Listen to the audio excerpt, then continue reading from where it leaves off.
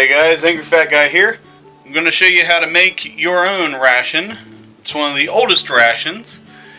It has beginnings all the way back to the Crusades. You may have heard it called the ship's biscuit in the colonial times. It's called hardtack during the Civil War. It is one of the cheapest, easiest rations to make. Often not the easiest to eat, but it'll keep you going. So the first thing we're going to do, grab your ingredients. I have some whole wheat flour. This stuff is a little more coarse ground, so I'm just trying to use it up because it sucks at making the things I usually make with flour. Yes, Fat Guy does a little cooking in his time. I'm using some white flour here just to help with some consistency issues. And you're going to need some water. And usually ask for about maybe a tablespoon of salt at the most. I'm going to go a little overboard with that, but this stuff, real salt, if you can afford it, highly recommended.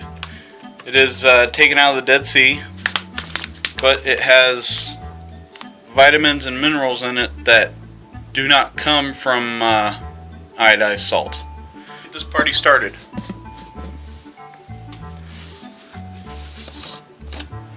Whee!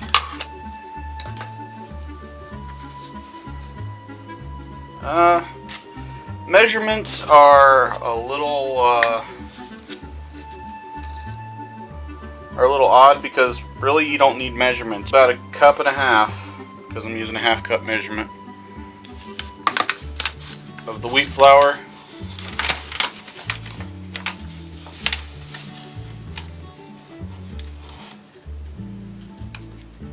Half cup of the white.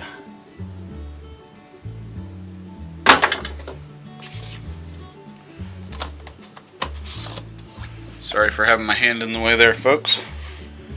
And just enough water to turn this all into a held together kind of dough. See how all this goes.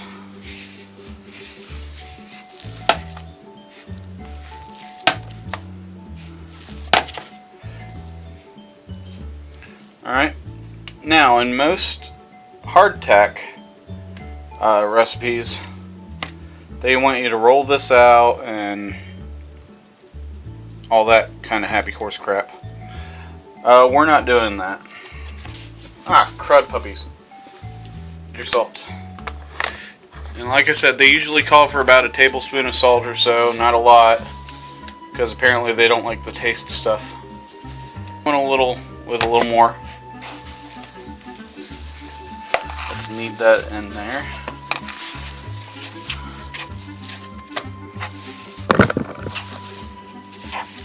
Sorry, folks are going to be seasick if you watch enough of me. If I was on camera, you'd be seasick more. Alright, I'm hoping that's in there evenly. If not, it's not going to hurt anything.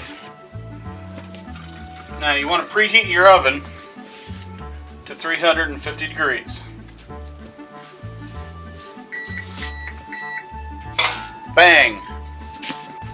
Ungreased, unmolested cookie sheet. Make them into biscuits. Yes, we are making ship's biscuit, not hardtack. We want it to be about half an inch thick.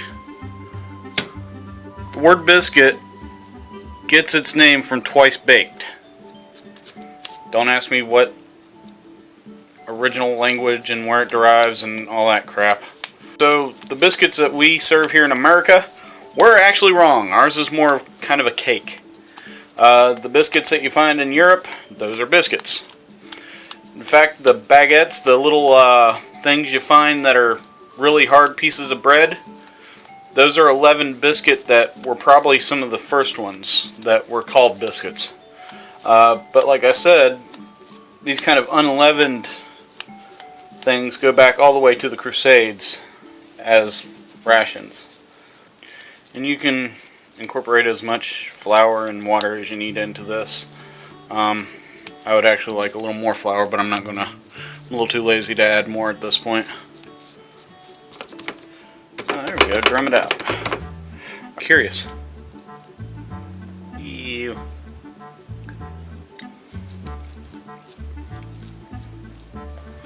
Oh, I know what it's going to taste like.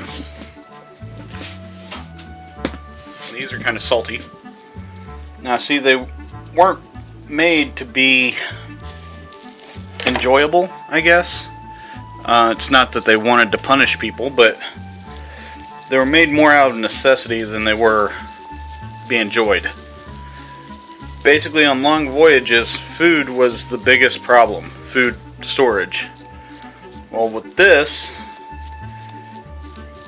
in normal environment, it can keep up for a couple years. Now, I've heard maybe anecdotes, maybe true stories of this stuff lasting 50 years, 30 years. Definitely within the decade area. So look, I have 6 big ass biscuits. And you can put them as close together as you want because they're not going to raise. Yeah, you're going to need a fork for this, by the way. And just perforate the crap out of this thing. I don't think you can really have too many holes in it. The whole object, the same reason that crackers have holes, is to get all the moisture out of the thing. So the more ventilation you have in them, the better. Alright, these have baked for about 3 hours. And as you can see, they are bone dry and live up to their name. So these can be enjoyed on their own. Yeah, they're really hard. I wouldn't try eating them on your own. Most people used to soak them. A lot of times I've seen them crushed up and used for stews. They put them in as croutons, you know. You gotta let them cook in with whatever you're putting them in, but yeah, it's food. If you have nothing else. So, I hope you all enjoyed that. Give it a shot for yourself. Till next time.